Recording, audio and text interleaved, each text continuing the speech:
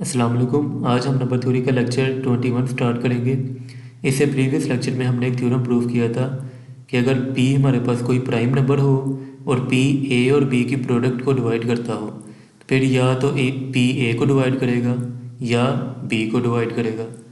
तो आज जो थ्योरम हमने प्रूव करना है ये उसी थ्योरम की जनरल फॉर्म है कि अगर मेरे पास कोई p एक प्राइम नंबर हो और p डिवाइड करता हो प्रोडक्ट ऑफ n टर्म्स को तो फिर हम कह सकते हैं कि p लाजमी तौर पे किसी एक टर्म को भी डिवाइड करेगा।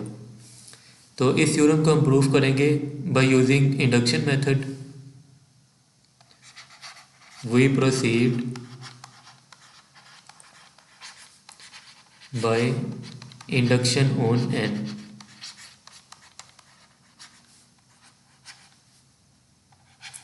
अब हमने सबसे पहले प्रूफ करना है for n is equal to 1 के लिए।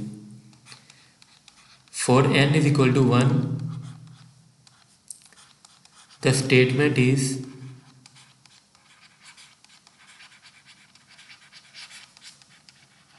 ट्रिवियली ट्रू कि n इज इक्वल टू 1 के लिए तो ये स्टेटमेंट ट्रिवियल केस है, ट्रू होगी। क्यों? क्योंकि p डिवाइड करेगा a1 को। तो यही हमने प्रूफ करना था कि p किसी एक टर्म को लाजमी तौर पे डिवाइड करेगा। अब हमने देखना है कि for n is equal to 2 के लिए, for n is equal to 2 our statement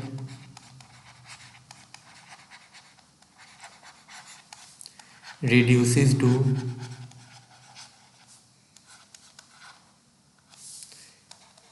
if p is a prime and p divides a1 a2 then p divide a1 और p डिवाइड a2। तो ये पिछला थ्योरम ही बन गया कि अगर p एक प्राइम नंबर हो और p a और b की प्रोडक्ट को डिवाइड करता हो तो फिर p इन दोनों में से किसी एक को डिवाइड करेगा। तो ये उसी की थ्योरम को हमने यूज़ किया।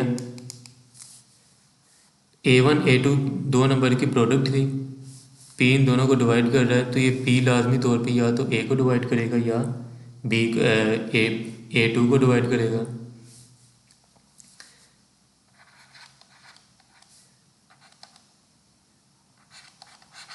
So the statement is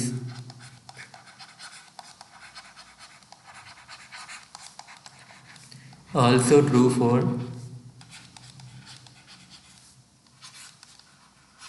n is equal to 2। तो n is equal to 2 के लिए भी ये स्टेटमेंट ट्रू है। अब हमने चेक करना है कि n ग्रेटर देन 2 के लिए स्टेटमेंट ट्रू होती है।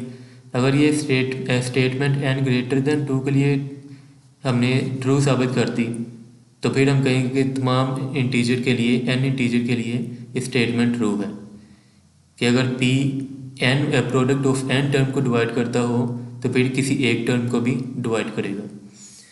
ठीक है, तो इसके लिए देखते हैं। Suppose as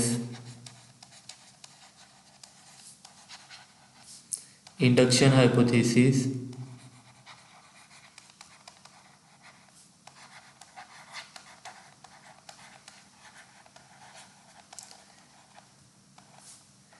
that n greater than 2 and that whenever p divides a product of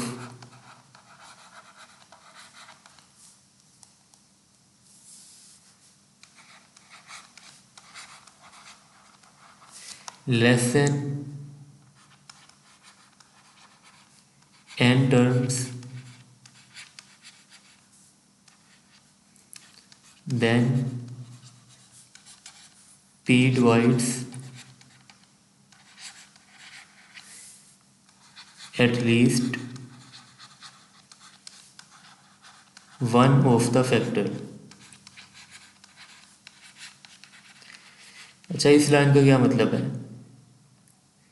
इसका मतलब है कि अगर p मिसाल के तौर पे अगर n टर्म को divide less than n term को डिवाइड कर रहा है, टोटल मेरे पास टर्म थी n, अब n में से एक टर्म को मैं अलहदा कर लूँ, अगर मिसाल के तौर पे a1 a2 up to so on an-1 तक अलग कर लूँ और nth टर्म को अलग कर लूँ, तो फिर p लाजमी तौर पे इन दोनों में से किसी एक टर्म को डिवाइड करेगा। देखिए ना, अब ये दो टर्में बन गई हैं, एक ये वाली टर्म बन गई है और दूसरी ये। तो यही थ्योरम हमने पिछले लेक्चर में प्रूव किया था कि अगर p दो नंबर्स के प्रोडक्ट को डिवाइड करता हो तो उन दोनों में से किसी एक को डिवाइड करेगा। If p divide an then we are done. फिर तो थ्योरम प्रूफ हो जाएगा, यहाँ पे स्टॉप हो जाएगा कि हमने यही चीज़ प्रूव करनी थी कि p किसी एक टर्म को डिवाइड करता है, तो यही चीज़ हमने चाहिए थी। If p divide an then we are done.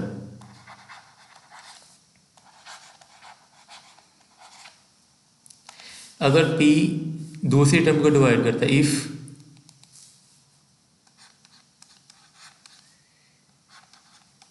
p divide a1 a2 sorry ये मल्टीप्लाई आना था कॉमन की जगह पे, up to so on an-1, तो फिर इंडक्शन हाइपोथेसिस कहती है कि अगर हमने यही चीज़ प्रूव करना होता है ना कि पहले for n is equal to 1 के लिए प्रूव करते हैं, दूसरे के लिए सपोज करते हैं, तीसरे के लिए for n is equal to n greater than 2 के लिए हमने ये प्रूव करना होता है कि ये स्टेटमेंट ट्रू है। तो इंडक्शन हाइपोथेसिस कहती है कि अगर ये term p product of less than n term को डिवाइड करता है तो फिर ये लाजमी तौर पे किसी एक टर्म को भी डिवाइड करेगा, क्योंकि अगर देखें ना ये n टर्म है तो इसको भी मैं ऊपर वाले स्टेप की तरह प्रूफ कर सकता हूँ। इसमें से एक टर्म को सेपरेट कर लूँगा तो फिर ये दो नंबर्स की प्रोडक्ट बन जाएगी। तो इसी तरह काम चलते जाएंगे और एट द एंड हमारे पास एक लास्ट वन टर्म बचेगी। तो फिर हम कह सकते हैं कि इंडक्शन हाइपोथेसिस को यूज़ करके कह सकते हैं कि ये किसी एक टर्म को डिवाइड करेगा। Induction hypothesis ensure that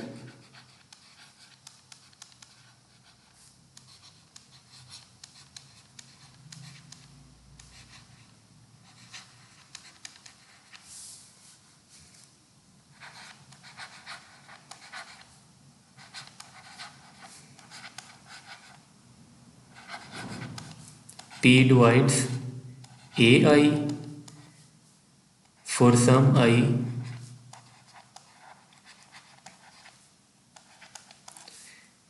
I less than होगा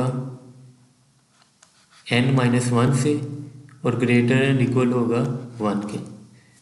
तो यही चीज़ हमने प्रूफ करनी थी। This completes the proof.